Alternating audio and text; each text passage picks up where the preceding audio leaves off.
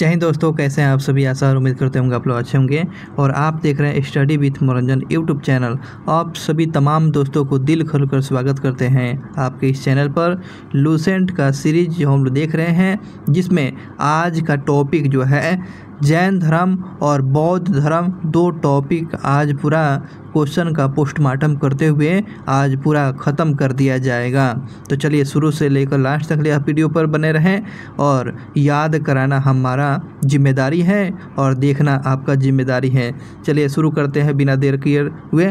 जिन लोगों ने पहली बार चैनल को देख रहे हैं, पहली बार चैनल को जुड़े हुए हैं, तो चैनल को सब्सक्राइब कर लें ताकि आप तक ये नोटिफिकेशन मिलता रहे। पहला क्वेश्चन के साथ शुरू करेंगे।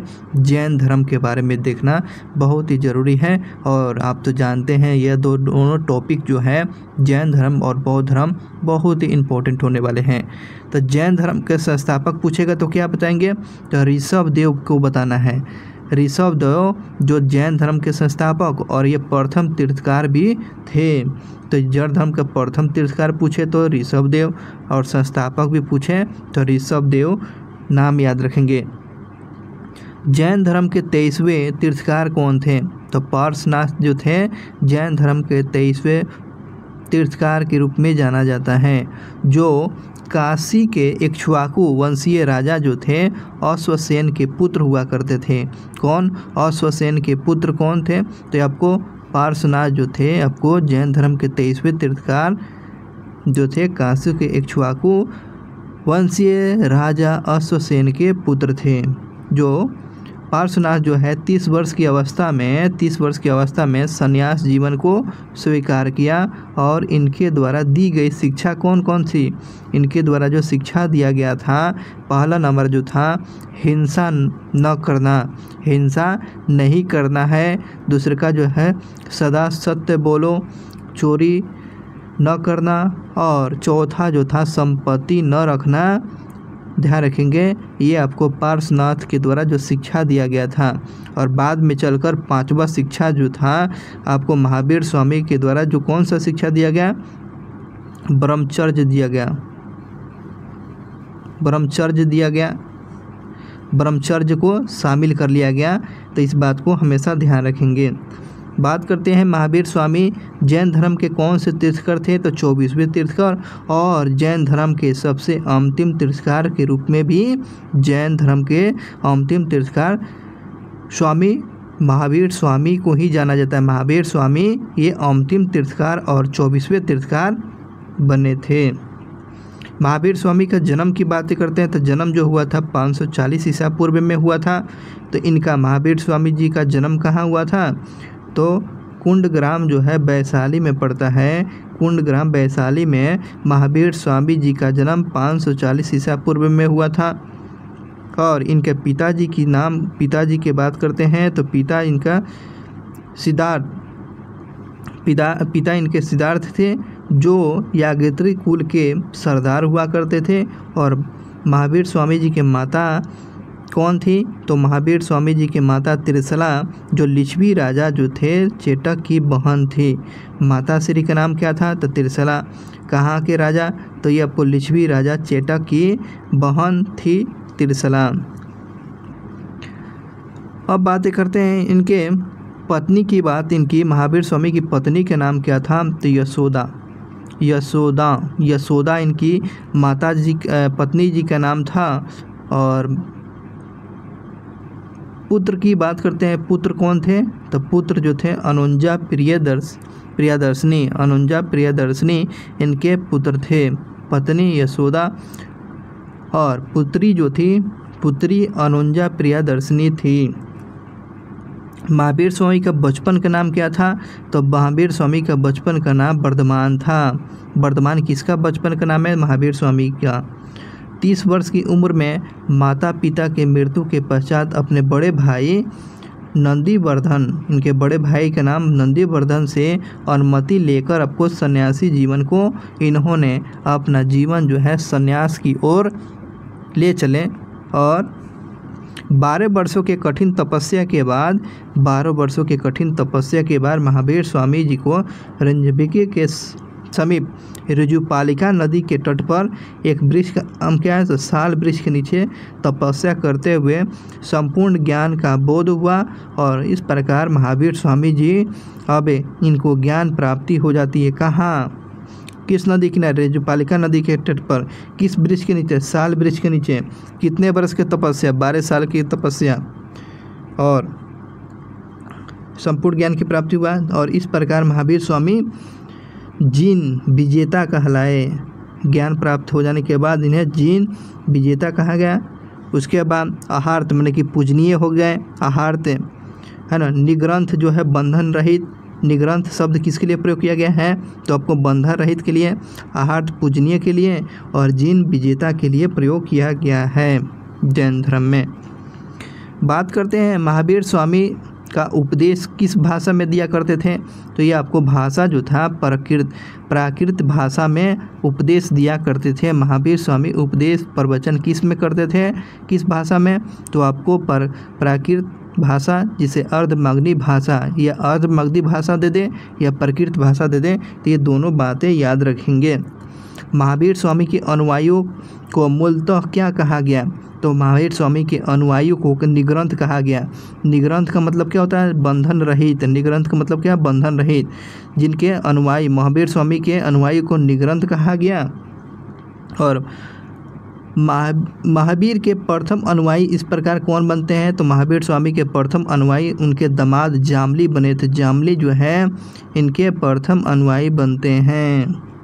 फॉलोवर्स जिसको बोलते हैं ना, चाहते हैं, फॉलोवर्स, चहेता, दामाद जामली बन गए। प्रथम जैन भिक्षुणी नरेश दधिवाहन की पुत्री जो थी चंपा थी। प्रथम जैन भिक्षुणी बनने का सौभाग्य किसको बोलता है? तो ये चंपा बनती है। और पुरुषों में मतलब कि सबसे पहले कौन? तो प्रथम अनुयायी में आपको जामली और प्रथम जैन भिक्षुणी बनी हुई थी कौन? तो चंपा बनी हुई थी, चंपा। महावीर ने अपने शिष्य को कितने गणधरों में विभाजित किया था? कितने खंडों में विभाजित किया था? तो 11 गणधरों में विभाजित किया था। महावीर स्वामी ने अपने शिष्य को कितने गणधरों में विभाजित किया था? 11 गणधरों में विभाजित किया था। आज सुधर्मा अकेले एक ऐसे गंधर्व थे जो महावीर स्वामी की मृत्यु के बाद भी जीवित रहा और जो जैन धर्म का प्रथम थेरा अर्थात मुख्य उपदेशक हुए थे। बात समझिए कि आर्य सुधर्मा क्या थे? तो ये महावीर स्वामी के ये फॉलोवर्स थे, अनुयायी थे। और एक ऐसे ये गंधर्व थे। गंधर्व एक ऐसे बचे हुए थे जो महावीर स्वामी की मृत्यु के बाद जीवित रहे थे और बाद में जैन धर्म के प्रथम थेरा और मुख्य उपदेशक के रूप में आर्य सुधर्मा जो थे काम किए हुए थे। तो ये बात समझ लिए। महावीर स्वामी के भिक्षुणी संघ का प्रधान कौन थे? तो महावीर स्वामी के भिक्षुणी संघ के प्रधान पूछ रहा है, उसका हेड मुखिया कौन थे? तो ये चंदा थे, चंदा। तो कंफ्यूज आदमी कर सकता है ना भाई। प्रथम जैन भिक्षुणी बनने का सौभाग्य किसको बोलता है? चंपा को। और महावीर स्वामी के भिक्षुणी संघ का प्रधान कौन बनी हुई थी? तो चंदा बनी हुई थी, चंदा। तो दोनों बात समझ में आ गया। आगे बढ़ते हैं सर। चलिए, मुख्य जैन तीर्थकार और उनके प्रतीक चिन्ह पर इसे क्वेश्चन हमेशा पूछे ही जाते हैं। तो आपको प्रथम जो है ऋषभ देव जो थे, प्रथम ऋषभ देव, इनका प्रतीक चिन्ह क्या है? प्रतीक चिन्ह क्या है? तो ये इनका प्रतीक चिन्ह किनका है? सांड। तो ये क्वेश्चन पूछेगा कि इस जैन धर्म के तीर्थकार का प्रतीक चिन्ह सांड है, तो ऋषभ देव। और इस प्रकार ध्यान रखेंगे अमरनाथ जो 18वें थे, इनका प्रतीक चिन्ह क्या है? तो मीन, मछली। मछली किसका है? तो अमरनाथ का मछली है, अमरनाथ का मछली है। अजीतनाथ जो द्वितीय आपको जैन तीर्थकार थे, तो इनका हाथी था। अजीतनाथ का चिन्ह क्या था? तो हाथी। अजीतनाथ का चिन्ह पूछेगा तो हाथी इनका प्रतीक चिन्ह। संभव जो थे, संभव के तृतीय तीर्थकार हुआ करते थे जैन धर्म के, इनका क्या है तो संभव घोड़ा, घोड़ा पर सवार करना क्या है संभव या मुश्किल, तो संभव संभव असंभव है, तो संभव असंभव ऐसे याद रखेंगे। समपार्श्व, पार्श्वनाथ के कौन है, समपार्श्व क्या हो जाएंगे कौन, तो ये आपको स्वास्तिक हो जाएंगे। स्वास्तिक इनका प्रतीक था, तो ये आपको 7वें तीर्थकार हुआ करते थे। शांति, जो 16वें तीर्थकार थे, 16वें तीर्थकार शांति थे, उनके प्रतीक चिन्ह हिरण था। हिरण किसका प्रतीक चिन्ह था, तो जैन धर्म के 16वें तीर्थकार शांति के प्रतीक चिन्ह ये हिरण था। अमरनाथ तो आपको तो मीना बताइए दिया 18वें तीर्थकार। और नेमी जो थे, नेमी 21वें तीर्थकार। नेमी कौन से तीर्थकार थे, 21वें तीर्थकार। तो 9 से नेमी, 9 से नीलकमल है ना, तो नीलकमल तो दोनों में 9 है, तो दोनों को याद रखेंगे, नेमी और नीलकमल, नेमी और नीलकमल। उसके बाद अरिष्ट नेमी जो 22वें तीर्थकार थे, जो इनका शंख इनका प्रतीक चिन्ह था। अरिष्ट नेमी का प्रतीक चिन्ह क्या था, तो शंख था, अरिष्ट नेमी का शंख प्रतीक चिन्ह। और पार्श्वनाथ जो 23वें थे, इनका सर्प था। पार्श्वनाथ के कौन हो जाएगा, पार्श्वनाथ 23वें तीर्थकार थे, इनका प्रतीक चिन्ह क्या था, सांप था, सांप जिसे सर्प बोलते हैं, सर्प। महावीर स्वामी 24वें तीर्थकार थे और इनका प्रतीक चिन्ह क्या है, तो यह सिंह था। सिंह किसका था, तो आपको महावीर स्वामी का। सांप किसका है, पार्श्वनाथ का। शंख किसका, अरिष्ट नेमी का। नीलकमल किसका है, तो नेमी का। मीन किसका है, तो अमरनाथ का। साढ़ किसना है, ऋषभ देव का। हाथी किसका, अजितनाथ का। घोड़ा किसका है, संभव का। और सम पार्श्व का किसका है, स्वस्तिक है। शांति का किसका है, शांति जी, शांति तीर्थकार का किसका था, तो ये हिरण इनका था प्रतीक चिन्ह। इस प्रकार से ये क्वेश्चन याद रखेंगे, ये से क्वेश्चन पूछे ही जाते हैं। चलिए बात करते हैं 2 जैन तीर्थकार ऋषभ देव और अरिष्ट नेमी नामों का उल्लेख किस वेद में मिलता है, तो आपको ऋग्वेद में। क्वेश्चन ये पूछेगा कि बताइए किन 2 जैन तीर्थकार का नाम ऋग्वेद में मिलता है, उल्लेखित है। तो ऋग्वेद में उल्लेखित किन किन का, तो ऋषभ देव और अरिष्ट नेमी का नाम आपको ऋग्वेद में मिलता है। अरिष्ट नेमी को भगवान कृष्ण का निकटतम संबंधी माना जाता है। तो क्वेश्चन पूछेगा, बताइएगा वह कौन से तीर्थकार थे जो भगवान कृष्ण के निकटतम संबंधी माना जाता है, किस जैन तीर्थकार को, तो अरिष्ट नेमी का। अरिष्ट नेमी का किस वेद में उल्लेखित है, इनका नाम अरिष्ट नेमी का ऋग्वेद में है। और उसके बाद ऋषभ देव का नाम भी आपको ऋग्वेद में था। 2 जो है तीर्थकार जो है ऋषभ देव और अरिष्ट नेमी का नाम ऋग्वेद में मिलता है। और कृष्ण भगवान के निकटतम कौन, तो आपको अरिष्ट नेमी को ही जाना जाता है। समझ लिए। लगभग 3000 ईसा पूर्व में मगध में 12 वर्ष की भीषण अकाल पड़ा। कहाँ पड़ा हुआ था, मगध में जो है 12 वर्षों का भीषण अकाल पड़ जाता है। और ये समय पीरियड कब था, तो 300 ईसा पूर्व की बात है। जिसके कारण भद्रबाहु अपने शिष्य सहित कहाँ चले जाते हैं, तो कर्नाटक चला गया। अब देखिए मगध में 12 वर्षों के भीषण अकाल पड़ता है और जिसके चलते भद्रबाहु कहाँ चले जाए, अपने शिष्य के साथ कर्नाटक चले गए। किंतु कुछ अनुयायी स्थलभद्र के साथ मगध में ही रह गए, कहे कि नहीं हम लोग नहीं जाएंगे, चाहे कुछ भी विपत्ति है। तो स्थलभद्र जो थे ये आपको मगध में ही रुक गए। भद्रबाहु के जब वापस लौटने पर मगध के साधुओं से उनका गहरा मतभेद हो गया। कहा कि भाई विपत्ति के समय यहाँ से छोड़कर चले गए कर्नाटक को भद्रबाहु। जब भद्रबाहु भीषण अकाल खत्म हो जाने के बाद मगध में प्रवेश करते हैं तो साधुओं के साथ और स्थलभद्र के साथ घोर मतभेद होता है, जिसके परिणाम स्वरूप जिसमें जैन मत श्वेतांबर और दिगंबर नामक 2 संप्रदाय में बंट जाता है। और इस प्रकार जैन जो धर्म जो है 2 संप्रदाय में विभक्त हो जाता है, जिसे श्वेतांबर और दिगंबर के नाम से जाना जाता है। अब जो है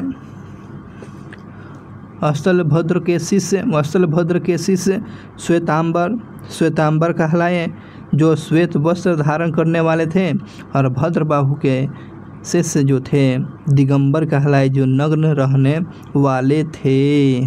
ठीक है ना। तो नग्न किसको, तो भद्रबाहु कौन रहते थे लोग, तो उसी को दिगंबरी साधु बोला गया। दिगंबरी साधु किसको बोला गया, तो भद्रबाहु के शिष्य को। तो श्वेतांबर किसके शिष्य को बोला गया, श्वेतांबर जो थे आपको स्थलभद्र के शिष्य को, अब भद्रबाहु के आपको दिगंबर बोला गया, जो नग्न रहा करते थे। तो ये बात दोनों समझ में आ गई होगी। आगे बढ़ते हैं, देखिएगा दोनों में क्या अंतर है। चलिए दोनों में अंतर समझने का प्रयास करते हैं। देखिएगा दिगंबर और श्वेतांबर में, पहला देखिए, ये पांचों निग्रहों का पालन करते हैं, और जिसमें कि आपको सत्य, अहिंसा, असत्य, अपरिग्रह, ब्रह्मचर्य, ये आपको 5 निग्रहों को पालन करते हैं। कौन, ये 5 निग्रहों को जो है, निग्रहों को पालन करने वाले कौन सा, तो ये आपको दिगंबर संप्रदाय के लोग मानते हैं। लेकिन श्वेतांबर की बात करते हैं, ये 4 निग्रह का पालन करते हैं, जिसमें सत्य, अहिंसा, असत्य, अपरिग्रह, ब्रह्मचर्य का पालन नहीं करते हैं।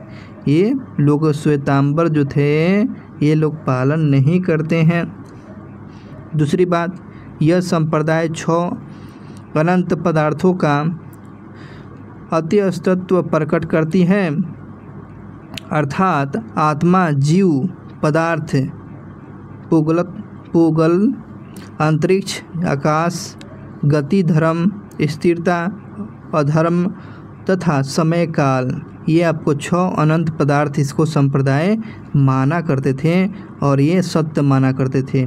लेकिन श्वेतांबर की बात करते हैं, इस समय के कालखंड को छोड़कर 5 अनंत पदार्थों का अस्तित्व स्वीकार करते हैं, और जिसमें आत्मा, पदार्थ, अंतरिक्ष, गति और स्थिरता इसमें शामिल किया गया है। चलिए बात करते हैं, अगली क्या बात करते हैं, समझिएगा। इसमें है दिगंबर वाला देखेंगे। दिगंबर में तीसरा देखिएगा, इसमें महिलाओं को तिरस्कार नहीं हो सकती है। दिगंबर में महिला तिरस्कार नहीं हो सकती है, लेकिन श्वेतांबर में जो क्या है, आपको महिला तिरस्कार हो सकती है। ये मानते हैं, दिगंबर वाले मानते हैं कि महावीर के विवाह नहीं हुआ है। तो ये क्वेश्चन पूछता है कि संप्रदाय का लोग जो है महावीर स्वामी को विवाह नहीं मानते हैं, तो दिगंबर संप्रदाय के लोग जो है महावीर स्वामी का विवाह नहीं हुआ है यह मानते हैं। लेकिन श्वेतांबर को ये मानते हैं कि महावीर स्वामी का विवाह हुआ, परंतु उनके संतान नहीं थे, तो ये मानना था।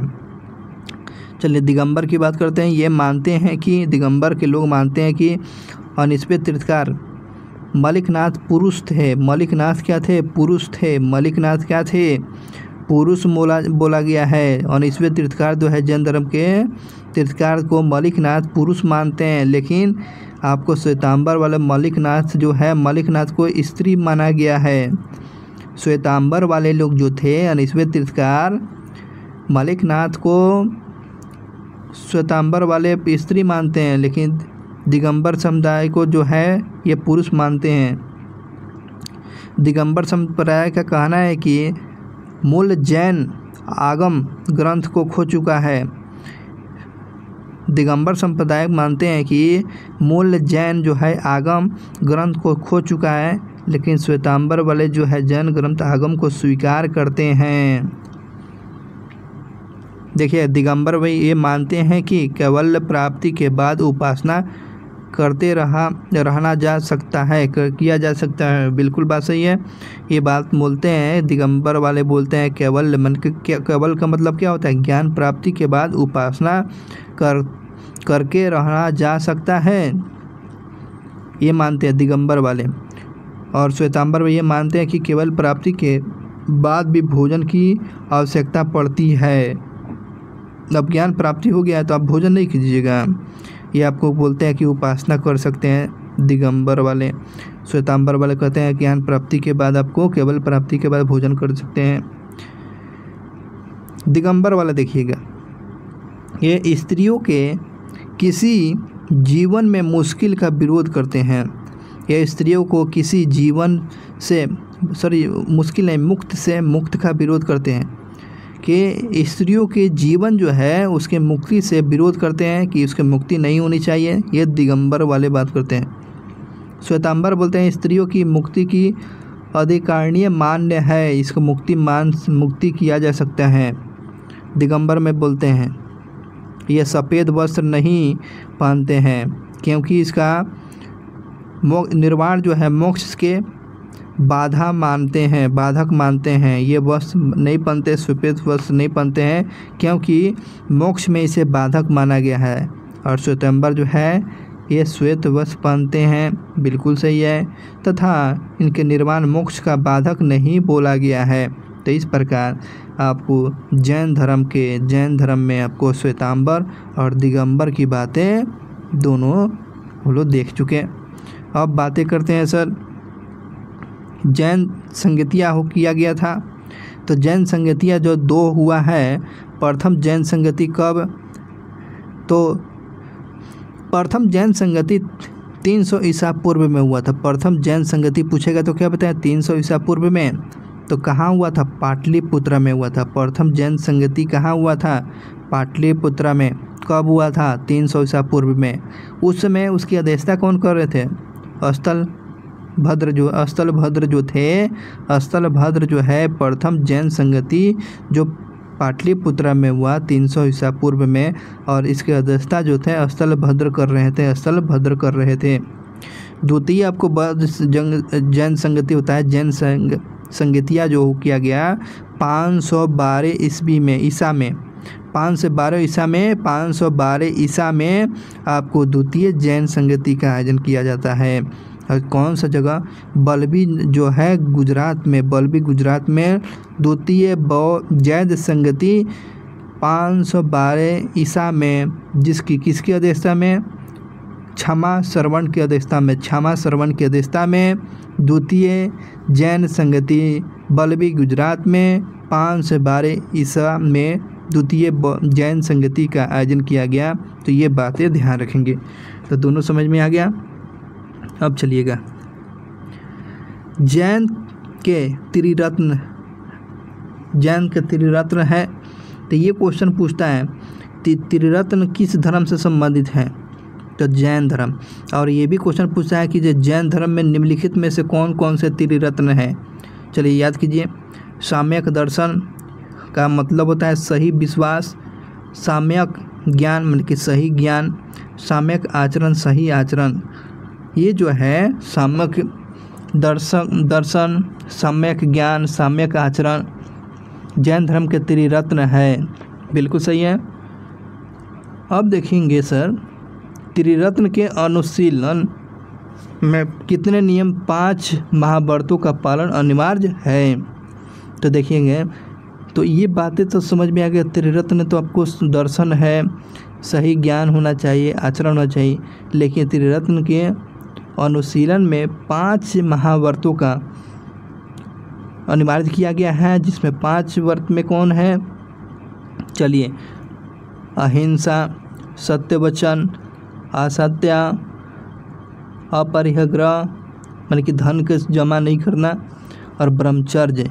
ये आपको 5 महापर्व की चर्चा जैन संहिता में किया गया है। तो इस बात को ध्यान रखेंगे। चलिए आगे बात करते हैं जैन धर्म के 4 वरों, जिसमें शिक्षा हो गया, अन्न हो गया, चिकित्सा हो गया और आवास के सिद्धांतों ने इसके लोकप्रिय बनाने में मदद किया है। जैन धर्म के 4 वरों कौन कौन है, जैन धर्म के 4 वरों में आपको शिक्षा, अन्न, चिकित्सा और आवास के सिद्धांत ने इनको लोकप्रिय बनाने में बड़ा ही मदद हुआ है। और जैन धर्म में ईश्वर की मान्यता है भाई, ईश्वर की मान्यता नहीं है भाई। पूछता है कि जैन धर्म में ईश्वर की मान्यता है, तो नो, नहीं है भाई। ठीक है, ये बात समझ लीजिएगा। जैन धर्म में ईश्वर की मान्यता है, नहीं है, ईश्वर को लोग नहीं मानते हैं। चलिए आगे बढ़ते हैं सर। आगे देखिए, जैन धर्म में आत्मा की मान्यता है, ईश्वर की मान्यता नहीं है। तो किसकी मान्यता है? तो आत्मा की मान्यता है, आत्मा की मान्यता है। जैनियों के अनुसार जीव, जिसे आत्मा, न केवल मनुष्य, पशु पक्षी में वरन पेड़ पौधे, पत्थरों और जलों में भी पाए जाते हैं। ये जो आत्मा जो है, जैन मुनियों के द्वारा ये जीव जो है, जीव मतलब आत्मा, ये आपको केवल मनुष्य में ही नहीं, पशु हो गए, पक्षी हो गए, पेड़ पौधे हो गए, यहाँ तक पत्थरों या जल में भी ये आपको आत्मा पाए जाते हैं। तो इसलिए जैन धर्म में आत्मा का मान्यता है, ईश्वर की मान्यता नहीं है। जैन धर्म के अनुसार सृष्टि का निर्माण जो है जीव अर्थात अजीव नामक दो तत्व मिलकर हुआ है। तो जीव और अजीव दोनों तत्व मिलकर आपको यह सृष्टि का निर्माण हुआ है। जीव और अजीव दोनों मिलकर सृष्टि का निर्माण करते हैं। जीव चेतना तत्व है। जीव क्या है? तो जीव चेतन तत्व है, चेतना तत्व के रूप में जाना गया है। अजीव जो है अचेतन, अजीव क्या है? अचेतन है। और जड़ तत्व जो कौन है? जड़ तत्व में जैसे पुद्गल हो गए, आकाश हो गए, आकाश, काल, धर्म और अधर्म जो है, ये जो बात ध्यान रखेंगे। आगे बढ़ते हैं सर। महावीर स्वामी जो है पुनर्जन्म या कर्म कांड में विश्वास करते हैं? बिल्कुल करते हैं भाई। तो ये आपको पुनर्जन्म, जैन धर्म में क्या पुनर्जन्म और कर्मवाद का विश्वास किया गया है? तो यही क्वेश्चन पूछता है कि जैन धर्म में आपको ईश्वर की मान्यता है? नहीं है। आत्मा की मान्यता है? बिल्कुल है। पुनर्जन्म की मान्यता है? बिल्कुल है। कर्मवाद में विश्वास करते थे लोग? हाँ भाई, बिल्कुल करते हैं जैन धर्म के लोग। बात समझ लिया। जैन धर्म के जो है सतभंगी ज्ञान के अन्य नाम कौन हैं? जैसे साम्यवाद, अनेकांतवाद जो जैन धर्म का मौलिक सिद्धांत है। शायदवाद और अनेकांतवाद जो है ये जैन धर्म का मौलिक तत्व है। तो ये क्वेश्चन पूछता है कि किस धर्म में सतभंगी ज्ञान की चर्चा है? सतभंगी ज्ञान पूछेगा तो क्या बताएंगे? जैन धर्म में सतभंगी ज्ञान की चर्चा किया गया है। और क्वेश्चन पूछेगा कि जैन धर्म में कौन मौलिक सिद्धांत है? तो शायदवाद और अनेकांतवाद जो है जैन धर्म का मौलिक सिद्धांत, मौलिक कंसेप्ट है। जैन धर्म ने अपने आध्यात्मिक विचारों को ग्रहण किया है। कहाँ से ग्रहण किया है? तो यह सांख्य दर्शन कपिल मुनि से, कपिल से प्राप्त किया है। कपिल से इनके रचना किया, सांख्य दर्शन के कपिल, और इसी से सांख्य दर्शन पर ही आधारित जो है आध्यात्मिक विचार ग्रहण किया हुआ है जैन धर्म लोग। चलिए बात करते हैं आगे। जैन धर्म मानने वाले कुछ राजा थे। तो ये क्वेश्चन पूछता है कि बताइए कि कौन कौन जैन धर्म मानने वाले राजा। तो उदयन जो थे राजा, उदयन जैन धर्म को मानने थे। और बंद राजा चंद्रगुप्त मौर्य जैन धर्म के अनुयायी थे। और कलिंग नरेश, खारवेल और राष्ट्रकूट राजा अमोघ वर्ष जो थे और चंदेल शासक, ये लोग जैन धर्म के फॉलोअर्स थे, अनुयायी थे। तो चलिए इसको याद करते हैं। उदयन जैन धर्म के फॉलोअर्स से मानने वाले राजा थे? बिल्कुल थे। और बंदराज आपको जैन धर्म के मानने वाले थे? बिल्कुल थे। चंद्रगुप्त मौर्य किस धर्म के अनुयायी थे? तो आपको जैन धर्म के। और कलिंग नरेश खारवेल भी जैन धर्म के अनुयायी थे। राष्ट्रकूट के राजा अमोघ वर्ष भी जैन धर्म के अनुयायी। और चंदेल शासकों किस धर्म के अनुयायी थे? तो चंदेल शासक आपको जैन धर्म के अनुयायी थे। बस यही क्वेश्चन पूछे जाते हैं। मैसूर के गंग वंश के मंत्री, मैसूर के गंग वंश के जो मंत्री थे, चामुंड के प्रोत्साहन से कर्नाटक के श्रवणबेलगोला में आपको 10वीं शताब्दी के मध्य भाग में एक विशाल बाहुबली की मूर्ति जिसको इस मूर्ति को निर्माण किया और इसी को मूर्ति गोमतेश्वर मूर्ति का निर्माण कराया हुआ था।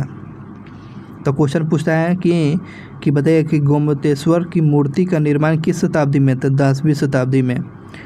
तो आपको किस वंश के? तो मैसूर के गंग वंश के जो मंत्री थे चामुंड राय के प्रयास से कर्नाटक के श्रवणबेलगोला में आपको विशाल बाहुबली की मूर्ति का निर्माण किया गया और इस मूर्ति को क्या बोलते हैं? गोमतेश्वर की मूर्ति। कर्नाटक में गोमतेश्वर की प्रतिमा जो है किस अवस्था में बैठा हुआ है?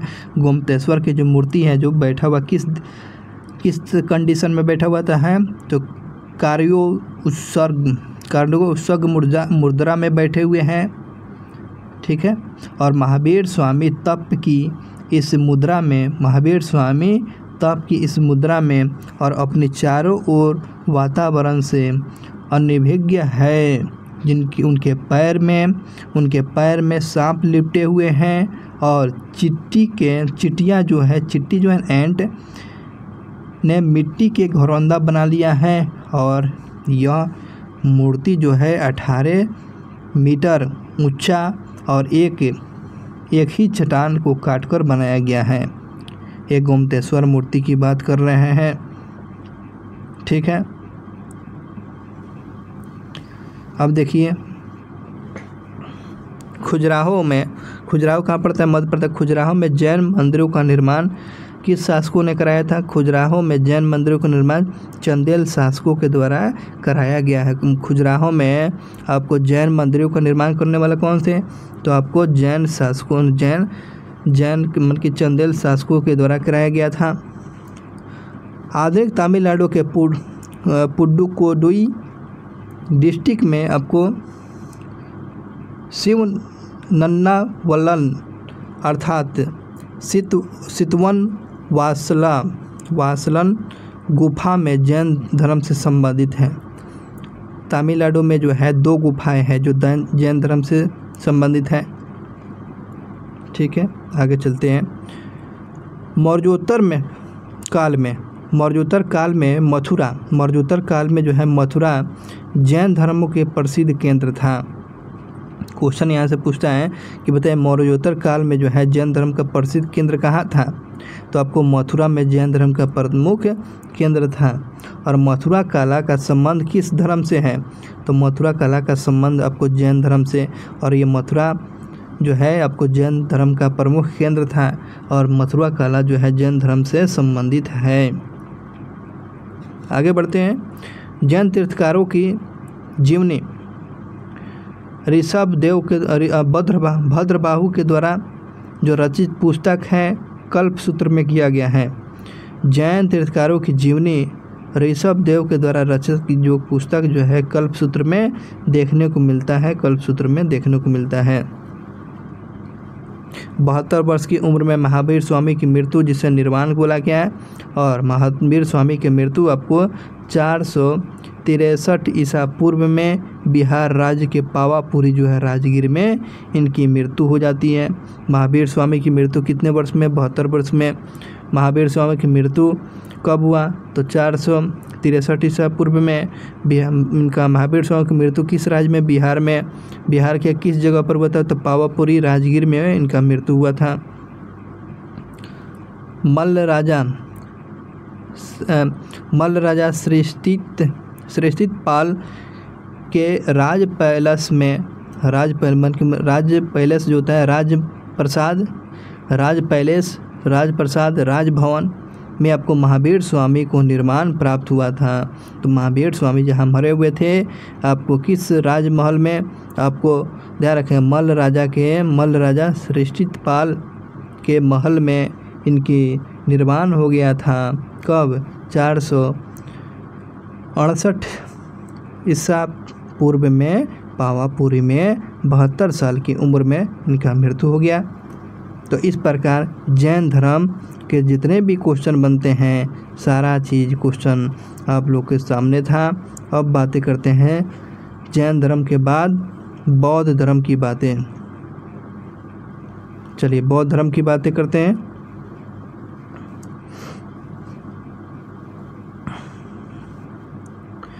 बौद्ध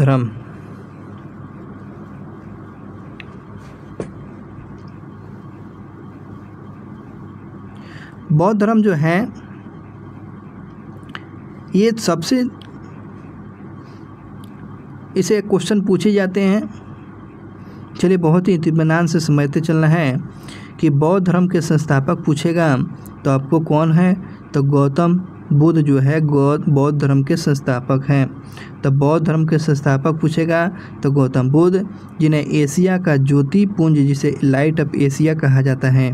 तो एशिया का ज्योतिपुंज है ना, एशिया का ज्योतिपुंज जिसे लाइट ऑफ एशिया के नाम से किसको जाना गया, तो गौतम बुद्ध को जाना गया है। गौतम बुद्ध को, गौतम बुद्ध का जो जन्म हुआ था, जन्म की बात करते हैं तो 563 ईसा पूर्व में, 563 ईसा पूर्व में गौतम बुद्ध का जन्म हुआ था। गौतम बुद्ध का जन्म कब, तो 563 ईसा पूर्व में इनका जन्म हुआ। और कपिल वस्तु के लुम्बिनी नामक जगह पर 563 में कपिल वस्तु के लुम्बिनी नामक जगह पर स्थान पर हुआ था। और इनके पिताजी का नाम सुयोधन, जो शाक्य गणराज्य के मुखिया थे। जो सुयोधन जो थे शाक्य गण के मुखिया हुआ करते थे, सुयोधन। आगे बढ़ते हैं। इनकी माता का नाम क्या है, माया देवी। माया देवी की मृत्यु उनके जन्म के 7वें दिन हो गया। इनकी माता जो श्री थी माया देवी, जन्म हो जाने के बाद महावीर गौतम बुद्ध का जन्म हो जाने के बाद 7 दिन के बाद इनको माता इस दुनिया में न रही थी, माया देवी न रही थी। जो अब इसकी लालन पालन की जिम्मेदारी अब उसकी सौतेली माँ जो थी प्रजापति है ना, जिसको मौसी बोलते हैं, सौतेली माँ के रूप में आपको मौसी प्रजापति गौतमी ने किया हुआ था।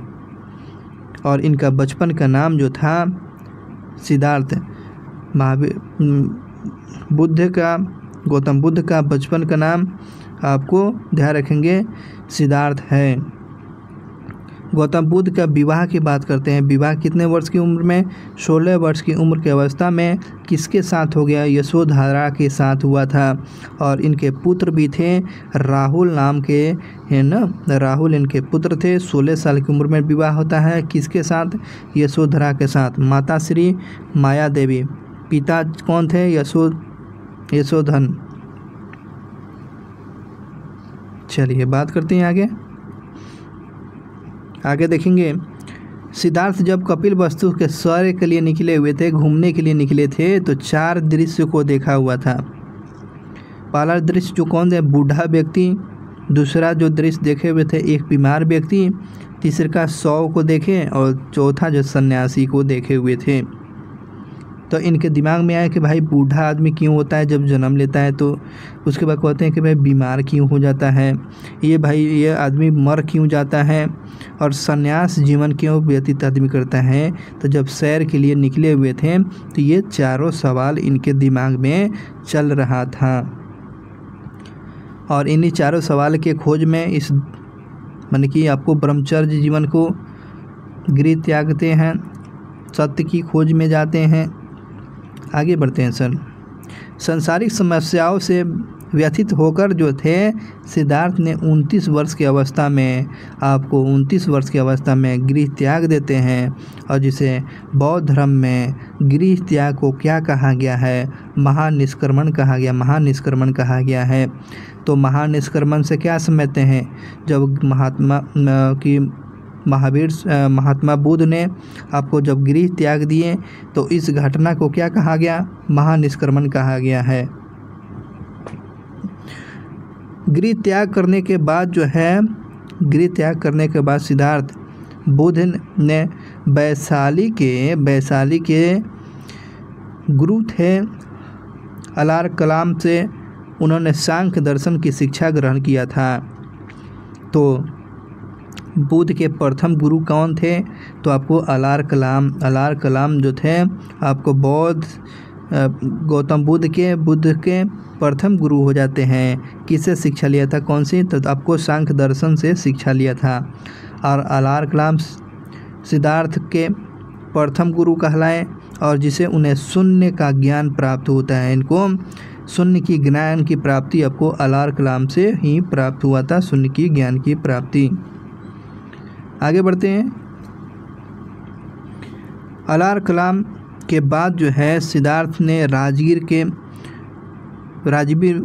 में आते हैं और उन्होंने रुद्राक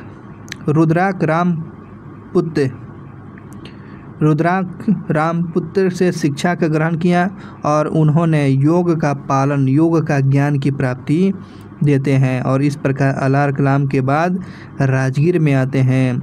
रुद्र रामपुत्र से शिक्षा का ग्रहण लिया और इनसे योग ज्ञान की प्राप्ति और आपको अलार कलाम से आपको शून्य ज्ञान की प्राप्ति प्राप्त हुआ था। तो चलते हैं आगे बढ़ते हैं। देखेंगे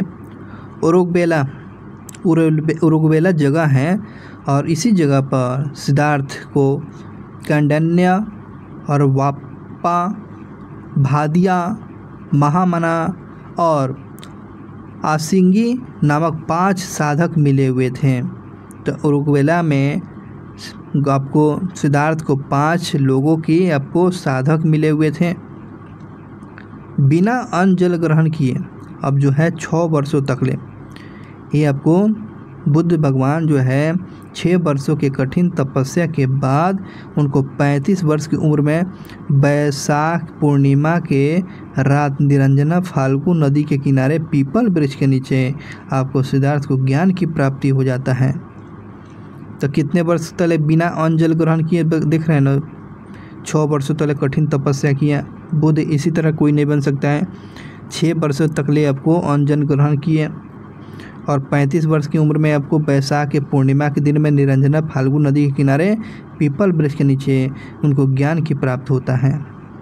ज्ञान प्राप्ति के बाद अब सिद्धार्थ क्या कहा जाता है? तो बुद्ध के नाम से जाने लगे और वह स्थान क्या कहलाया? बोध गया कहलाया। जहाँ पर बुद्ध को ज्ञान की प्राप्ति हुआ वो कौन सा जगह? तो बोध गया। अब देखेंगे बुद्ध ने अपना प्रथम उपदेश जो है कहाँ दिया? तो यह सारनाथ में दिया है ना, सारनाथ में दिया। ऋषिपत्तनम में दिया था। सारनाथ के एक जगह दे देगा ऋषिपत्तनम में जगह में आपको सारनाथ में आपको बुद्ध ने प्रथम उपदेश दिया था और जिसमें आपको बौद्ध धर्म में आपको क्या बोला जाता है? धर्म चक्र प्रवर्तन कहा गया है। जब गौतम बुद्ध ने प्रथम उपदेश दिया सारनाथ में जो ऋषिपत्तनम जगह था वहाँ पर, और जब प्रथम उपदेश देते हैं तो इसको धर्म प्रवर्तक कहा गया। ठीक है। धर्म चक्र क्या है? धर्म प्रवर्तक क्या है? जब घर त्याग दिया गया तो महान निष्क्रमण बोला गया। और धर्म चक्र क्या है? तो जब महात्मा बुद्ध ने सारनाथ में प्रथम उपदेश दिए थे इसको धर्म चक्र बोला गया। बुद्ध ने अपने उपदेशों को किस भाषा में दिया था? तो जनसाधारण की भाषा जो थी पाली में दिए थे, है ना। और महावीर स्वामी प्राकृत भाषा में और मगधी भाषा में दिया था। तो कन्फ्यूज नहीं करना है। बुद्ध ने अपने उपदेश कौशल, वैशाली, कौशाम्बी और अन्य राज्यों में दिए, लेकिन सबसे ज़्यादा आपको सर्वाधिक उपदेश कौशल देश की राजधानी श्रावस्ती में दिया हुआ था। तो बात याद रखेंगे, सबसे पहले तो आपको श्रावस्ती में दिया था, नहीं सारनाथ में दिया था, लेकिन सबसे ज़्यादा उपदेश जो है कहाँ दिया? आपको कौशल देश की राजधानी श्रावस्ती में दिया हुआ था। और इनके मुख्य अनुयायी इसके शासक कौन कौन थे? बौद्ध धर्म के मानने वाले कौन कौन थे? तो बिंबिसार और प्रसेनजीत और उदयन थे। बिंबिसार और प्रसेनजीत और उदयन ये आपको इनके प्रथम मतलब कि इनके अनुयायी हुआ करते थे शासक में। बुद्ध की मृत्यु जो है 80 वर्ष की उम्र में, 80 वर्ष की अवस्था में कब हो जाती है? 483 ईसा पूर्व में बुद्ध इस दुनिया से अलविदा कर दिए। कहाँ पर की बात होती है? कुशीनरा में। कुशीनरा जगह पड़ता है कहाँ को? देवरिया उत्तर प्रदेश में।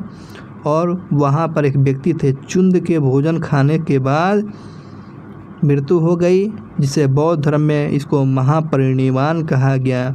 बुद्ध की मृत्यु हो गई और इस घटना को क्या बोलते हैं? महापरिनिर्वाण बोला जाता है। तो बुद्ध की मृत्यु 80 वर्ष की अवस्था में कब हुआ? 483 ईसा पूर्व में। कहाँ हुआ? कुशीनरा में हुआ था। किसके द्वारा भोजन खाने से? तो चुंद के। तो महात्मा बुद्ध की मृत्यु हो जाती है। इस घटना को क्या बोलते हैं?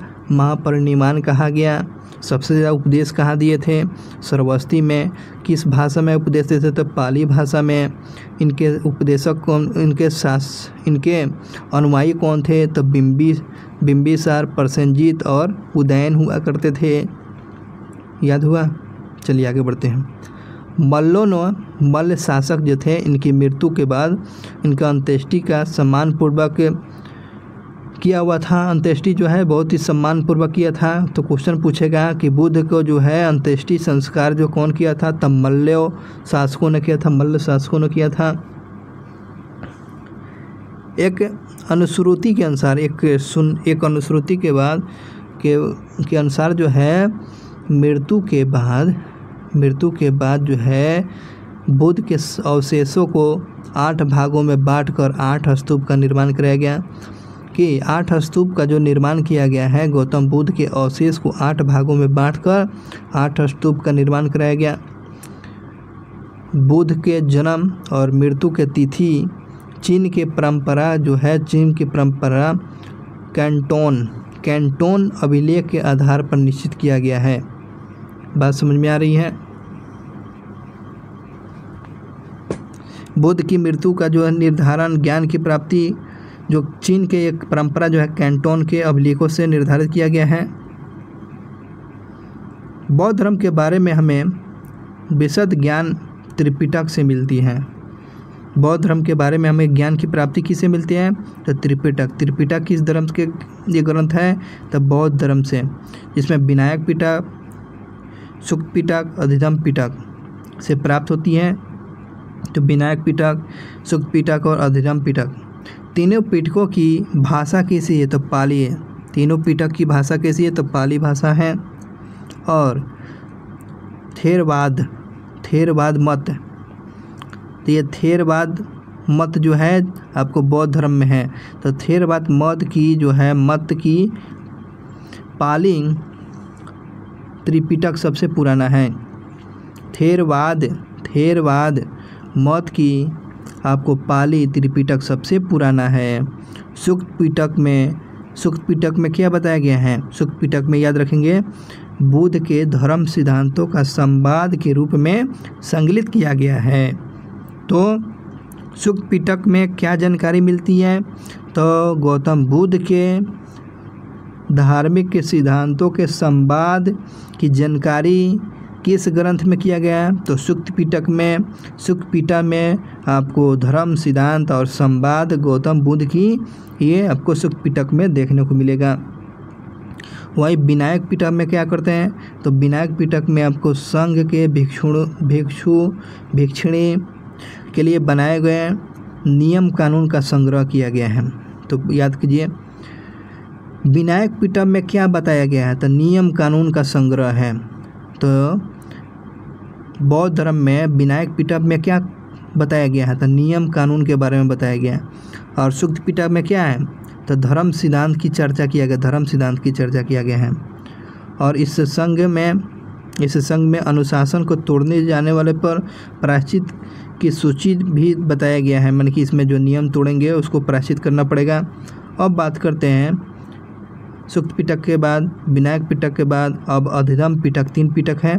अधिगम पिटक में, सुक्त पिटक में वर्णित सिद्धांतों को सुव्यवस्थित अनुशीलन के लिए जो है आवश्यक सूचियों के सारांश तथा प्रश्न उत्तरी का संवाद देखने को मिलता है। इन चीज़ों को बात ध्यान रखेंगे। धार्मिक सिद्धांत की जानकारी एक जगह कलेक्टिव किया गया है तो अधिगम पिटक में। तो ये बातें तीनों पिटक समझ में आ गया। अब देखिए, पाली त्रिपिटकों को पहली शताब्दी ईसा पूर्व में श्रीलंका के शासक वातगामिनी की देखरेख में पहली बार लिपिबद्ध किया गया है। ठीक है, अब चलते हैं आगे। एक इसमें से छूटा हुआ था, एक सेकंड रुकिएगा। यहाँ पर देखिएगा, बुद्ध के जीवन से संबंधित बौद्ध धर्म के प्रतीक चिन्ह, घटना और प्रतीक चिन्ह। जन्म को इनका प्रतीक चिन्ह क्या है? कमल और साढ़। जन्म अब कमल और साढ़ है। गिरि त्याग क्या है? तो घोड़ा है। ज्ञान की प्राप्ति आपको पीपल बोधि वृक्ष है। प्रथम उपदेश को क्या बोलते हैं? चक्र। प्रथम उपदेश को चक्र बोला गया है। और उसके बाद प्रथम उपदेश चक्र हो गया। निर्वाण को जो है पद चिन्ह बोला गया। मृत्यु स्तूप हो गया। तो ये आपको प्रतीक चिन्ह में रखा गया है। चलिए आगे बढ़ते हैं। यहाँ तक हो चुके हैं। बड़े इत्मीनान से समझते चलना है सर, ताकि आपको दोबारा पढ़ने की ज़रूरत ना पड़ पाए। चलिए आगे बढ़ते हैं सर। आगे देखिए, सूक्त पिटक के नियम 5 निकाय हैं। सूक्त पिटक के 5 निकाय में कौन कौन होगा? तो क्वेश्चन पूछेगा सूक्त पिटक में कितने नियम हैं, कितने निकाय हैं? तो 5 निकाय हैं। तो 5 सूक्त पिटक में कौन कौन? दिग हो गया, मझिंझम, संयुक्त, अंगुतर, खुद्दक। ये आपको 5 निकाय हैं। किसमें? तो सूक्त पिटक में। बौद्ध धर्म के जो है पूर्व जन्मों से जुड़ी हुई जातक कथाएं खुद्दक निकाय की 15 पुस्तकों में किया गया है। देखो, बौद्ध धर्म के पूर्व जन्मों से जुड़ी हुई जातक कथाएं, तो बौद्ध धर्म के जो है जन्म की जानकारी कहाँ में? तो किस कथा में? तो जातक कथा में। और किस निकाय में? तो खुद्दक निकाय में। खुद्दक निकाय में 15 पुस्तकों में से एक है। खुद्दक निकाय में से 15 पुस्तकों में से एक है। खुद्दक निकाय में अधम पद जिसे नैतिक उपदेशों का पदात्मक संकलन किया गया। ठीक है ना, खुद्दक निकाय में। उसके बाद थेर गथा में क्या? जैन भिक्षुओं के गीत किसमें? तो थेर गथा में। और थेरी गथा में आपको बौद्ध भिक्षुणी की गीतकार लिखा गया है। तो दोनों में चलते हैं, पढ़िएगा। थेर गथा में क्या बताया गया? थेर गथा में बौद्ध भिक्षुओं का गीत है। थेरी गाथा में क्या? थेरी में आपको भिक्षुणी की जो है माने कि जो महिलाओं का गीत का किसमें है? तो थेरी गाथा में। थेर गाथा में पुरुष वाला जो भिक्षुणों को गीत का संकलित किया गया है। खुद्दक निकाय में धम्म पद जो है नैतिक उपदेशों का संकलन किया गया है। तो बात समझ में आ गया है ना। चलिए आगे बढ़ते हैं। बौद्ध धर्म मूलतः जो है कैसा धर्म है? तो अनिश्वरवादी है। अनिश्वरवादी, इसमें ईश्वर को मान्यता है। तो पूछता है कि जी बौद्ध धर्म में ईश्वर की मान्यता है? नहीं है। इसमें अनिश्वरवाद है, मैंने कि ईश्वर को नहीं मानता है। इसमें आत्मा की परिकल्पना किया गया, आत्मा की परिकल्पना नहीं है। इसमें आत्मा की भी बात नहीं किया गया है, लेकिन आत्मा की विध आपको जैन में किया गया था। जैन धर्म में किया गया था। आत्मा की जानकारी किस में मिलता है? जैन में। लेकिन आपको ध्यान रखेंगे, बौद्ध धर्म में न आत्मा की बात किया गया है और न ईश्वर की बात किया गया। न आत्मा है न ईश्वर है। किस धर्म में मानते हैं लोग? आपको बौद्ध धर्म में। लेकिन बौद्ध धर्म और जैन धर्म में किसकी मान्यता है? तो वो पूर्व जन्म की मान्यता है। बौद्ध धर्म में पुनर्जन्म की मान्यता है, बिल्कुल जन्म की मान्यता है। कर्मवाद की भी मान्यता है, तो ये दोनों सिमिलर है। तृष्णा को क्षीण हो जाने की अवस्था को ही बुद्ध को निर्वाण कहा गया। तृष्णा को क्षीण हो जाने की अवस्था को ही बुद्ध ने निर्वाण कहा है। विश्व दुखों से भरा है और यह सिद्धांत जो है बुद्ध ने उपनिषद से लिया है। तो विश्व दुखों से भरा हुआ है और ये जो है सिद्धांत जो है कहाँ से लिया गया है, तो उपनिषद से लिया गया है। बुद्ध के अनुयायियों के दो भाग में विभाजित किया गया। बुद्ध के अनुयायी के दो भाग में बांट दिया गया। एक जो था भिक्षुक थे, एक दूसरा थे उपासक। तो भिक्षुक और उपासक किस धर्म के अनुयायियों को बांटा गया था, तो ये आपको बौद्ध धर्म के जो अनुयायियों को दो भाग में बांटा गया, भिक्षुक एक उपासक। तो ये भिक्षुक क्या थे, बौद्ध धर्म के प्रचार करने के लिए, और उन्होंने संन्यास ग्रहण किया और वे जो कहलाए भिक्षुक कहलाए, और उपासक वे कहलाए। गृहस्थ जीवन व्यतीत करते हुए बौद्ध धर्म अपनाने वाले को उपासक कहा गया। मतलब कि जो उपासक कौन हो गए, बौद्ध धर्म के मानने वाले लोग को उपासक, अब बौद्ध धर्म के प्रचार करने वाले लोग को भिक्षुक कहा गया है। बात समझ में आ गया? आगे बढ़ते हैं सर। बौद्ध धर्म के वरिष्ठ साध्वी को क्या बोला, थेरा के रूप में जाना जाता है।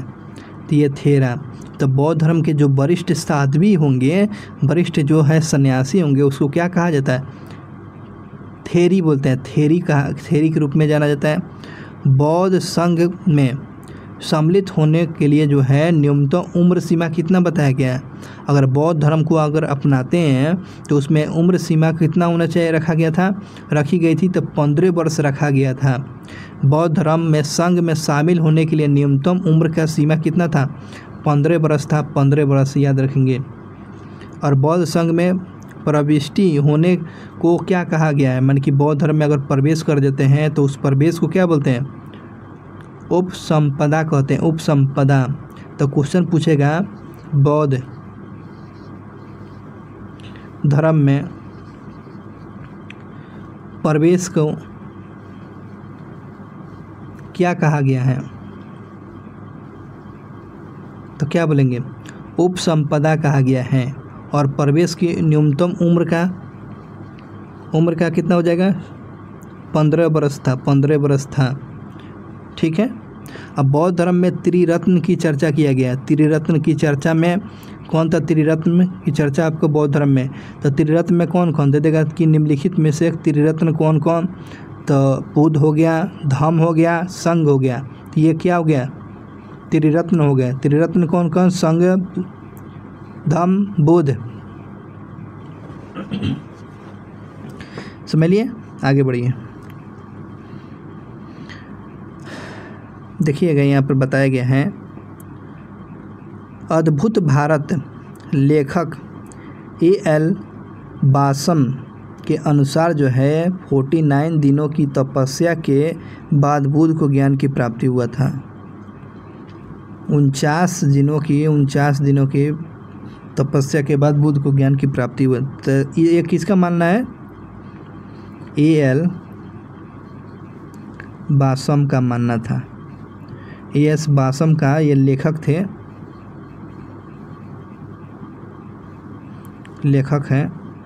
A.L. बासम। कितने दिन में, 49 दिन में। लेकिन ऐसे कितने वर्षों में, 6 वर्ष में ज्ञान की प्राप्ति हुआ था,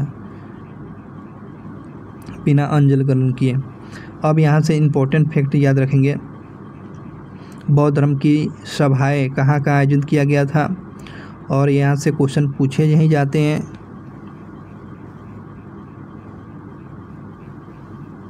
चलिए याद करते हैं। चलिए, बौद्ध धर्म की सभाएं, प्रथम बौद्ध संगति कब हुआ था सर, 483 में हुआ था ना।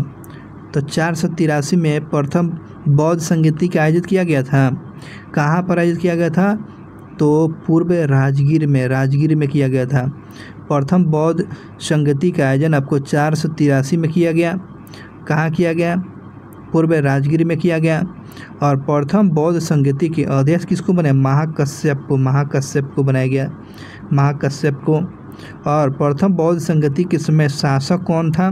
तो अजातशत्रु के समय में प्रथम बौद्ध संगति 483 में आपको पूर्व राजगीर में अध्यक्षता जो महाकश्यप के समय में किया गया, याद हुआ।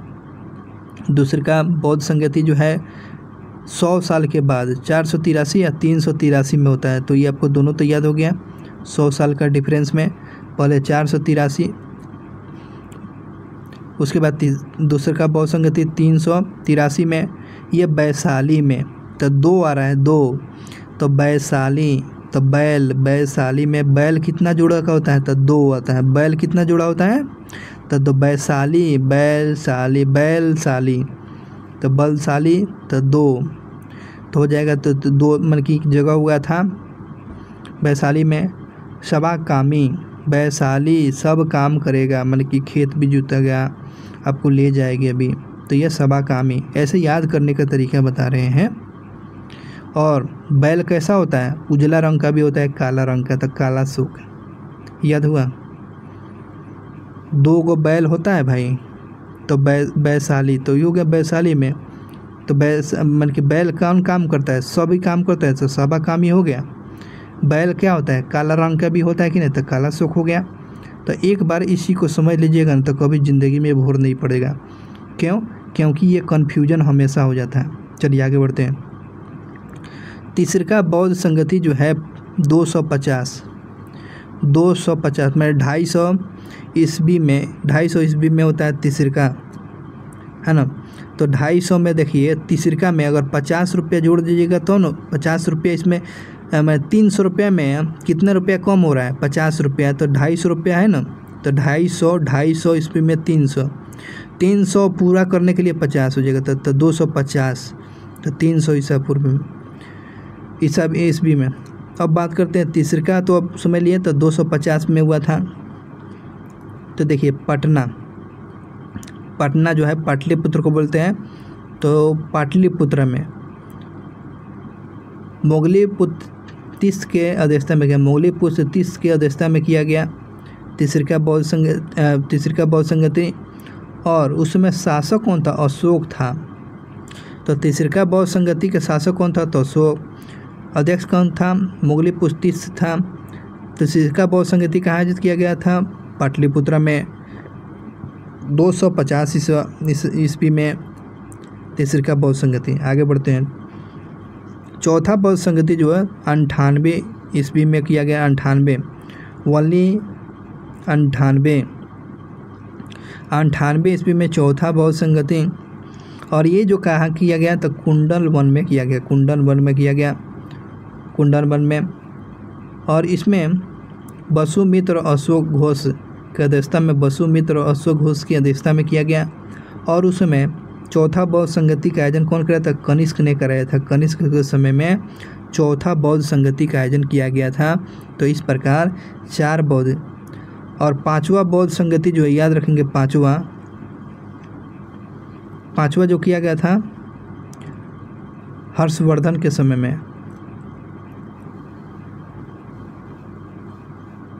हर्षवर्धन के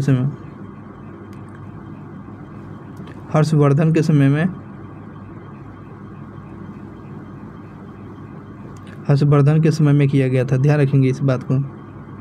तो ये वो 4 बौद्ध संगति हो गया। 483 में राजगीर में किया गया था, महाकश्यप अध्यक्ष थे। आपको अजातशत्रु के शासनकाल में। दूसरे का आपको 383 में वैशाली में सभा कामी, आपको काला शोक के समय में। तीसरे का आपको 250 ईस्वी में आपको पाटलिपुत्र मोगलीपुत्र तीस्त के द्वारा अध्यक्षता किया गया। शासक जो था अशोक के समय में। चौथा बौद्ध संगति 98 ईसा पूर्व में कुंडल वन में आपको अध्यक्षता जो कर रहे थे वसुमित्र और अशोक घोष जो है कनिष्क के समय में किया गया था। 5वां जो किया गया था, 5वां हर्षवर्धन के समय में।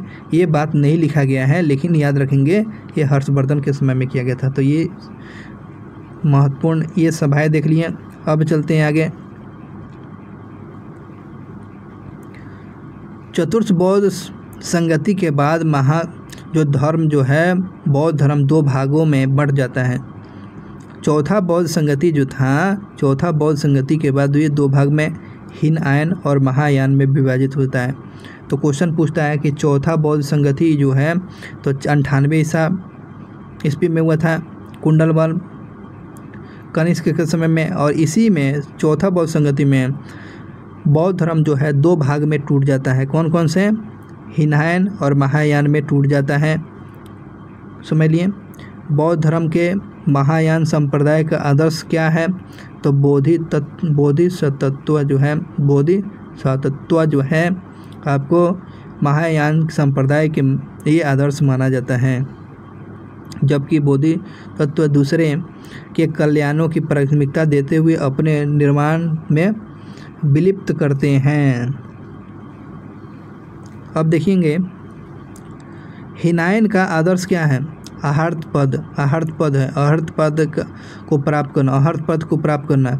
जो व्यक्ति अपनी साधन से निर्वाण की प्राप्ति करते हैं उन्हें आहर्त कहा गया है। कि हीनयान का मतलब क्या होगा? इनका आदर्श क्या है? आहर्त पद प्राप्त करना। और जो व्यक्ति अपने साधन से निर्वाण की प्राप्ति करते हैं उन्हें क्या आहर्त पद बोला गया। धार्मिक जुल्म का प्रारंभ सबसे पहले बौद्ध धर्म के द्वारा जो है प्रारंभ किया गया है ना। धार्मिक जुलूस का जो शुरुआत जो है किस धर्म के द्वारा? तो ये जो शुरुआत जो किया गया बौद्ध धर्म के द्वारा किया गया। बौद्ध धर्मों में सबसे पवित्र त्यौहार कौन सा है? बौद्ध धर्म में आपको बैसाख के पूर्णिमा जो है, आपको बैसाख के पूर्णिमा, इसी दिन भगवान बुद्ध का जन्म हुआ था। ज्ञान की भी प्राप्ति और मृत्यु भी आपको ज्ञान हुआ था यहाँ पर आपको बुद्ध पूर्णिमा के दिन में ही। लेकिन सबसे महत्वपूर्ण आपको बैसाखी पूर्णिमा पवित्र त्यौहार माना जाता है, जिसमें महात्मा बुद्ध को बुद्ध पूर्णिमा के नाम से भी जाना गया। और इसका महत्व इसलिए है, बुद्ध पूर्णिमा के दिन महात्मा बुद्ध का जन्म भी हुआ था, ज्ञान की प्राप्ति है ना, और महानिर्वाण मृत्यु भी हुआ था। देख रहे हैं ना इस दिन घटना को। चलिए आगे बढ़ते हैं। आगे चलिए देखेंगे बौद्ध धर्म में संसार जो है संसारिक दुखों से संबंध में 4 आर्य सत्यों को उपदेश दिए हुए थे। बौद्ध धर्म में संसारिक दुखों से संबंध में 4 आर्य सत्य का उपदेश दिए गए हैं। कौन? दुख का समुदाय, दुख का निरोध, दुख का निरोधगामी प्रतिपाद किया गया है। तो ये आपको 4 उपदेश दिया गया है। दुख का समुदाय, दुख का निरोध और दुख के निरोधगामी प्रतिपाद की बात किया गया है। इन संसारिक दुखों से मुक्ति हेतु आपको बुद्ध ने कौन सा मार्ग बताया? अष्टांगिक मार्ग बताए हैं। तो ये आपको जानते हैं विश्व दुखों से भरा हुआ है, लेकिन बुद्ध ने दुखों से निपटने के लिए कौन सा मार्ग? अष्टांगिक मार्ग। ये क्वेश्चन पूछता है अष्टांग मार्ग की चर्चा किस धर्म से? तो ये आपको बौद्ध संघ में इसकी चर्चा किया गया, बौद्ध धर्म से संबंधित है। अष्टांग में आपको कौन का? साम्यक दृष्टि, साम्यक संकल्प, साम्यक वाणी, साम्यक कर्मांत, साम्यक आजीवन, साम्यक व्यायाम और साम्यक स्मृति और साम्यक समाधि। ये आपको 8 अष्टांगिक मार्ग की चर्चा आपको बौद्ध धर्म में किया गया है। आगे बढ़ते हैं। बौद्ध धर्म के अनुसार अष्टांगिक मार्गों के पालन करके उपरांत मनुष्य की जो है भाव क्या हो गया? तृप्ति नष्ट हो जाती है और उसे निर्वाण की प्राप्ति हो जाती है। अष्टांगिक मार्ग का जो पालन करेंगे उसके अंदर की बुराइयाँ, ज्ञान की प्राप्ति, सारे चीज़ दुखों का खत्म हो जाएगा। ये अष्टांगिक मार्ग में बताया गया है। निर्वाण में बौद्ध धर्म पर परम लक्ष्य है। निर्वाण जो है आपको बौद्ध धर्म का परम लक्ष्य है। मन की मोक्ष की प्राप्ति ही आपको बौद्ध धर्म का परम लक्ष्य है। इसका अर्थ क्या होता है? निर्वाण का दीपक का बुझ जाना, अर्थात जीवन मरण चक्र से मुक्त हो जाना। जीवन मरण के मुक्त हो जाना, ये निर्वाण को बताया गया है। बुद्ध ने निर्वाण प्राप्ति को सरल बनाने हेतु 10 शीलों पर बल दिया है। तो ये आपको क्वेश्चन पूछता है कि 10 शील की चर्चा किस धर्म में? तो बौद्ध धर्म में 10 शील में कौन कौन से हैं? अहिंसा, सत्य, असत्य मतलब कि चोरी न करना, परिग्रह मतलब कि किसी भी प्रकार की संपत्ति न रखना, मद सेवन न करना मतलब कि शराब पे सेवन न करना, असमय भोजन न करना, सुखप्रद बिस्तर पर नहीं सोना, 8वां धन का संचय न करना, स्त्रियों से दूर रहना, और आपको 10वां जो है नृत्य गान आदि से दूर रहना है। अगर ये लोग जो लोग अपने लाइफ में आपको 10 सिद्धांत को अपनाते हैं तो वो आदमी नहीं महान आदमी बन जाएगा। तो ये आपको 10 को शील जो है 10 शील मतलब कि अहिंसा नहीं करेंगे, कोई पाप नहीं करेंगे, सत्य बोलिए मतलब कि चोरी नहीं कीजिए, अपरिग्रह किसी प्रकार का संपत्ति का लालच नहीं होना चाहिए, शराब का सेवन मत कीजिए, समय पर मतलब कि भोजन कीजिए, असमय भोजन मत कीजिए, मतलब कि सुखद बिस्तर पर मत सोइए, है ना, धन का संचय न करें, स्त्री से दूर रहें और नृत्य गान से दूर रहें।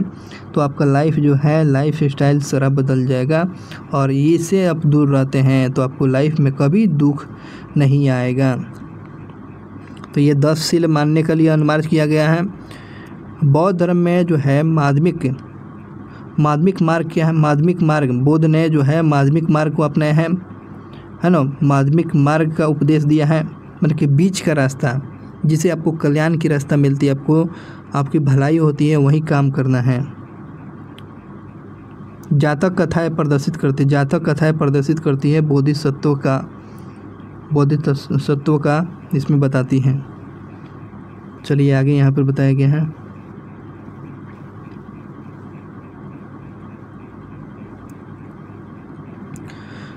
बौद्ध में देखें, बुद्ध ने माध्यमिक मार्ग मध्यम प्रतिपादक का उपदेश दिया है। अनिश्वरवाद के संबंध में बौद्ध धर्म और जैन धर्म में समानता है। अनिश्वरवाद में कि ईश्वर की मान्यता नहीं है, दोनों धर्म में ईश्वर की मान्यता नहीं है, लेकिन जैन धर्म में आपको आत्मा का मान्यता है, लेकिन बौद्ध धर्म में आत्मा की भी मान्यता नहीं है, कर्म पर जोर देते हैं, है ना। तो ध्यान रखेंगे अनिश्वरवाद में कि ये दोनों की मान्यता नहीं है। इसमें जातक कथाएं प्रदर्शित करती हैं कि बोधि तत्व का अवतार मनुष्य रूप में भी हो सकता है और पशु के रूप में भी हो सकता है। कि जातक कथाएं में बोधिसत्व के बारे में बताया कि अगर अवतार भी होता है तो अवतार आपको पुरुष के रूप में भी हो सकता है या पशु के रूप में भी अवतार हो सकता है। अवतार माने कि पुनर्जन्म की बातें दोनों में है। अब देखेंगे आगे, देखिए बोधिसत्व के रूप में पुनर्जन्मों की दीर्घ श्रृंखला के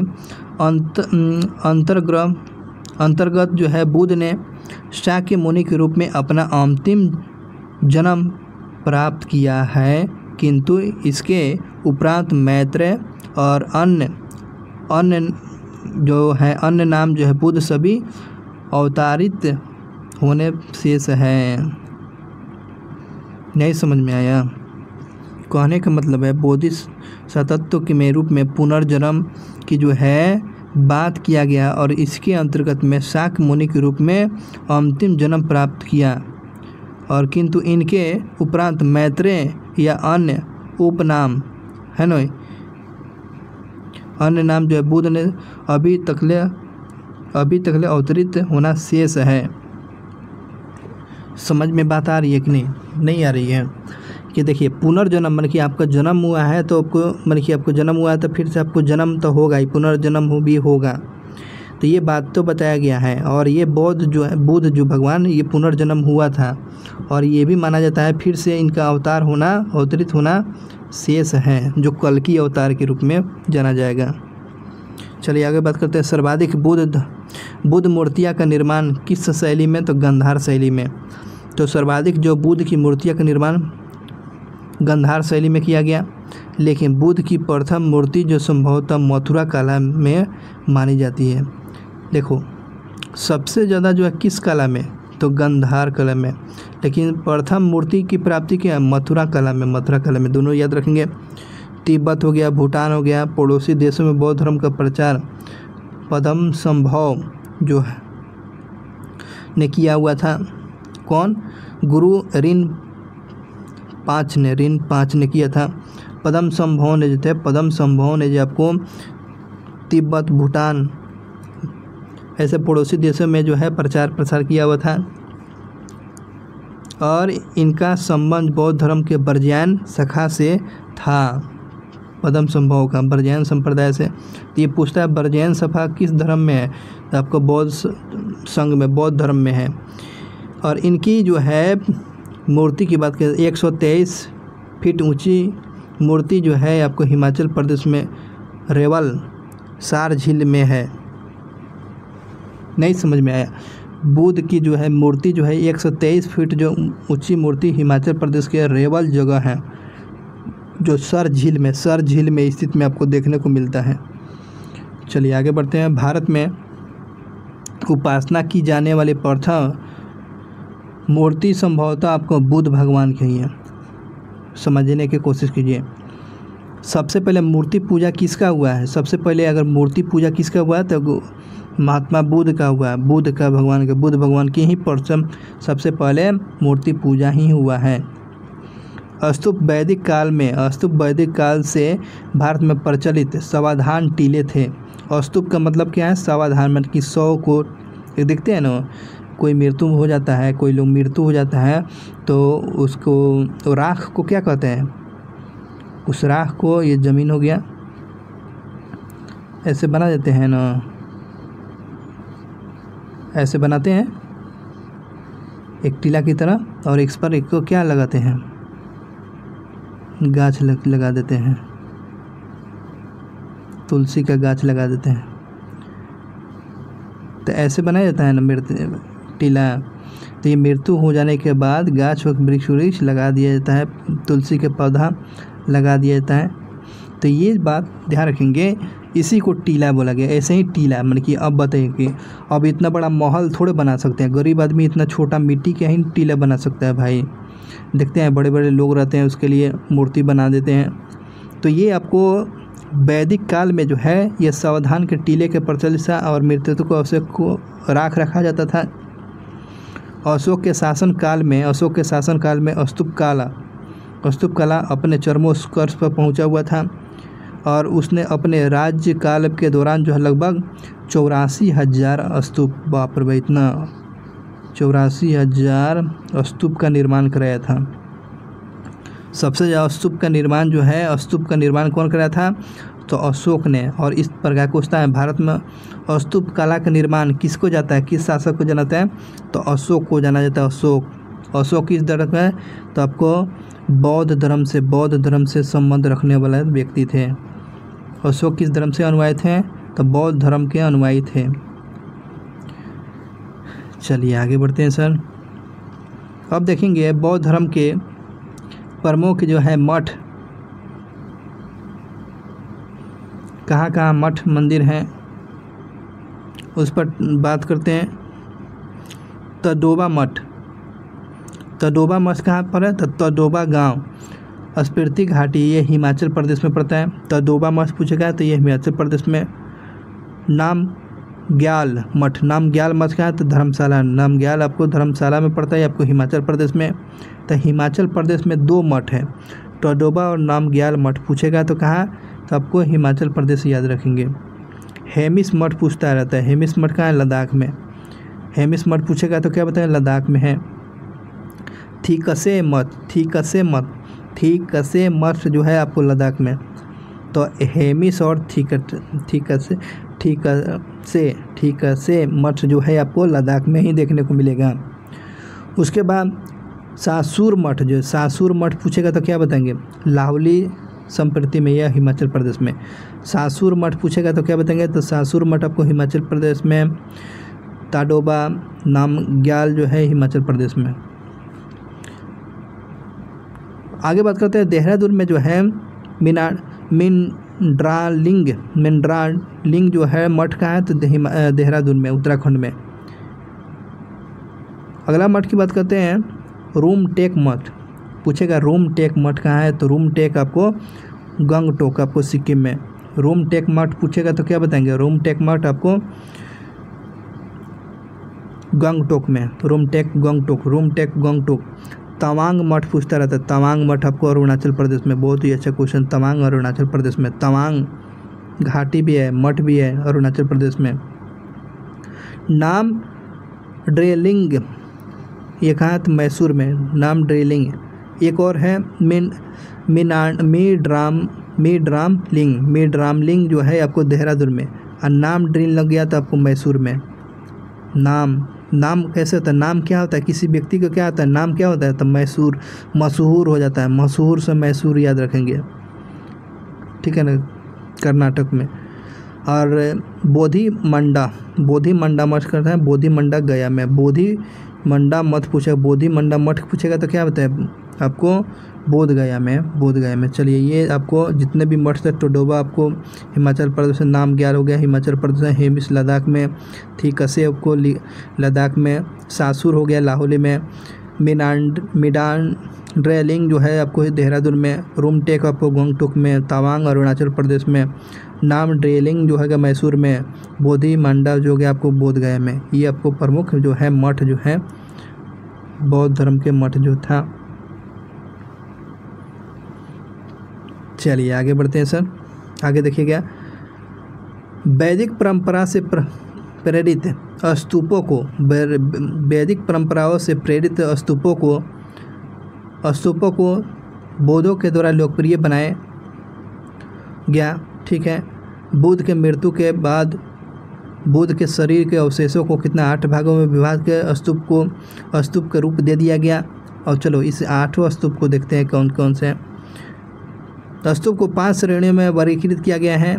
पहला देखेंगे स्तूप हो जाए, अवशेष स्तूप हो गया, वस्तु स्तूप हो गया, स्मारक स्तूप हो गया, प्रतीकात्मक स्तूप हो गया और मनन स्तूप हो गया। स्तूप अवशेष में जिसमें बुद्ध और अन्य धार्मिक व्यक्तियों के अवशेष रखे गए उसे स्तूप बोला गया, जिससे कि सांची का स्तूप हो गया। वस्तु अवशेष में क्या गया, जिसमें बुद्ध या उसके शिष्य से संबंधित रखी गई, जैसे वैशाली में जो है वस्तु स्तूप पूछेगा, वस्तु स्तूप कहाँ है, तो वैशाली का स्तूप जो उसको बोलते हैं कौन सा, वस्तु स्तूप। और सांची को बोलते हैं अवशेष स्तूप बोलते हैं। स्मारक स्तूप जो है बुद्ध और उनके शिष्यों के जीवन के घटनाओं को याद रखने के लिए, यादगार बनाने के लिए रखा गया। यह कहाँ है, तो श्रीलंका के अनुराधापुर में स्तूप बनाया गया। स्मारक स्तूप का तो आपको श्रीलंका में अनुराधापुर में स्तूप बनाया गया। अब देखेंगे प्रतीक स्तूप होगा। प्रतीक स्तूप में एक सेकेंड,